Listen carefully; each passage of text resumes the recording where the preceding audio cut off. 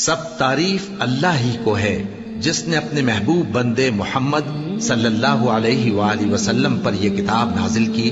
اور اس میں کسی طرح کی گجی اور پیچیدگی نہ رکھی، بلکہ سیدھی اور سلیس اتاری تاکہ لوگوں کو عذاب سخت سے جو اس کی طرف سے آنے والا ہے ڈرائے، اور مومنوں کو جو نیک عمل کرتے ہیں خوشخبری سنائے کہ ان کے لیے ان کے کاموں کا نیک بدلہ یعنی بہشت ہے جس میں وہ ہمیشہ رہیں گے، اور ان لوگوں کو بھی ڈرائے جو کہتے ہیں کہ اللہ نے کسی کو بیٹا بنا لیا ہے۔ ان کو اس بات کا کچھ بھی علم نہیں اور نہ ان کے باپ دادا ہی کو تھا۔ یہ بڑی سخت بات ہے جو ان کے منہ سے نکلتی ہے، اور کچھ شک نہیں کہ یہ جو کچھ کہتے ہیں محض جھوٹ ہے۔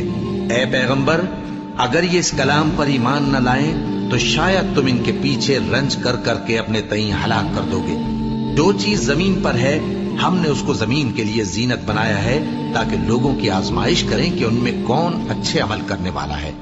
اور جو چیز زمین پر ہے ہم اس کو نابود کر کے بنجر میدان کر دیں گے۔ کیا تم خیال کرتے ہو کہ غار اور لوح والے ہماری نشانیوں میں سے عجیب تھے؟ جب وہ نوجوان غار میں جا رہے